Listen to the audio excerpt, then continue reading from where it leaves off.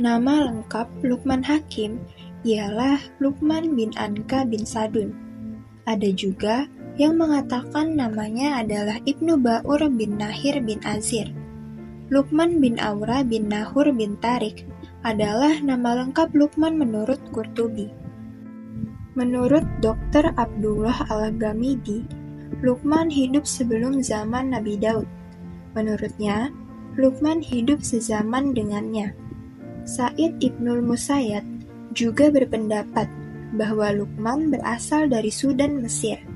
Ia diberikan anugerah hikmah oleh Allah Subhanahu wa Ta'ala, tetapi bukan anugerah kenabian. Pekerjaan Luqman masih diperselisihkan oleh para orang terkemuka. Ada yang mengatakan ia adalah seorang tukang kayu dan juga seorang penjahit.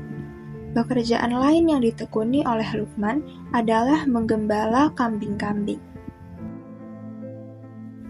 Luqman terlahir dari keluarga yang hidup sederhana dan hartanya hanya dapat digunakan untuk kehidupan sehari-hari. Maka Allah memberikannya hikmah dan mengajarkan kepadanya apa yang telah dikehendaki. Luqman termasuk di antara penduduk Mesir yang berkulit gelap, dan dia dijadikan orang yang hidup dengan penuh kesederhanaan. Luqman adalah seorang tokoh yang sangat terkemuka dalam masyarakat yang menganut agama Islam. Mirip dengan Aesop, seorang pengarang dan penutur cerita asal Yunani, Luqman juga dianggap sebagai penulis dongeng yang cakap.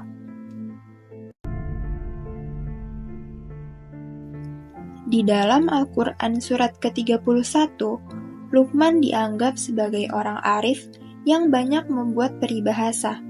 Dalam bahasa Arab, kata peribahasa juga berarti dongeng.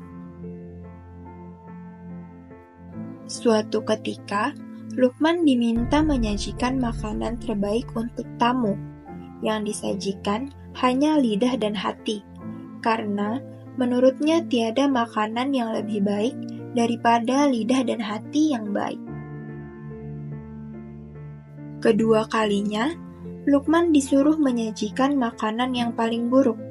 Yang disajikan juga lidah dan hati, karena menurutnya tidak ada hidangan yang lebih buruk daripada lidah dan hati yang buruk. Allah Subhanahu wa Ta'ala mengabadikan namanya menjadi nama salah satu surah dalam Al-Quran, yaitu Surah Luqman, yang berada di urutan ke-31 dalam Al-Quran. Allah Subhanahu wa Ta'ala juga mengabadikan nasihat-nasihatnya yang baik kepada sang anak, yang bersumber dari hikmah dalam rangkaian kalimat dalam Quran Surah Luqman ayat 13 hingga 19.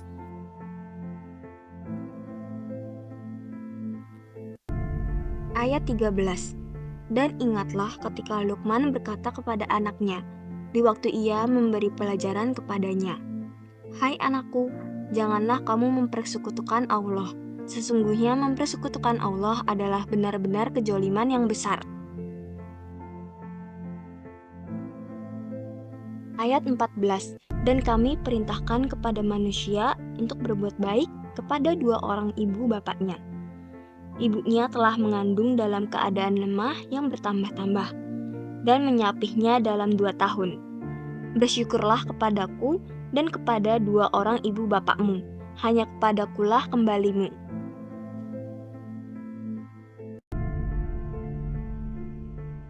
Ayat 15. Dan jika keduanya memaksamu untuk mempersekutukan dengan aku sesuatu yang tidak ada pengetahuanmu tentang itu, maka janganlah kamu mengikuti keduanya, dan pergaulilah keduanya di dunia dengan baik, dan ikutilah jalan orang yang kembali kepadaku. Kemudian hanya kepadakulah kembalimu, maka kuberitakan kepadamu apa yang telah kamu kerjakan. Ayat 16. Luqman berkata, "Hai anakku, sesungguhnya jika ada sesuatu perbuatan seberat biji sawi dan berada dalam batu atau di langit atau di dalam bumi, niscaya Allah akan mendatangkannya atau membalasinya. Sesungguhnya Allah Maha Halus lagi Maha Mengetahui.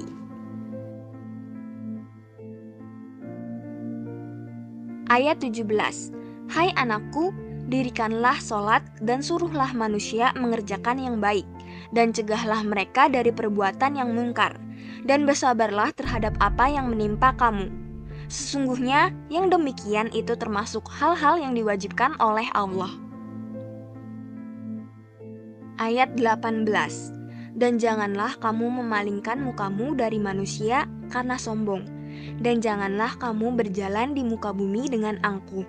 Sesungguhnya Allah tidak menyukai orang-orang yang sombong lagi membanggakan diri. Ayat 19.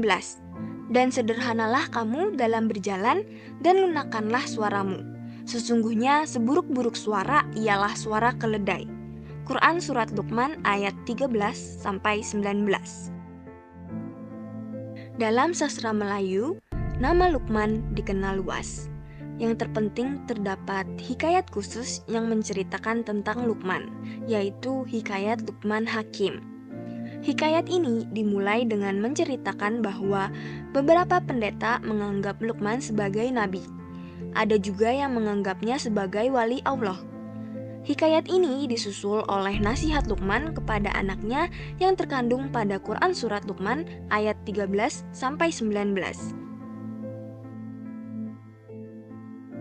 Ada 4 indikator neraka di akhir kitab ini. Pertama, semua raja yang dengan bangga menghukum semua rakyatnya dan secara tidak adil menyangkal hak-hak mereka. Yang kedua adalah raja yang menunjukkan sedikit kepedulian terhadap rakyatnya dan meninggalkan bangsanya. Yang ketiga adalah orang yang kadang-kadang meremehkan orang lain. Yang keempat adalah orang yang tidak memiliki ingatan akan kematian atau dirinya sendiri. Demikianlah kisah Luqman Hakim dalam hikayatnya yang berjudul Hikayat Wasiat Luqman Hakim. Semoga setelah mendengar kisah dan teladan Luqman, pendengar bisa mengambil hikmah dan mempelajari sifat-sifat Luqman Hakim. Akhir kata, saya Desila Cahyani dan rekan saya Anissa Al-Khairiyah mengucapkan terima kasih.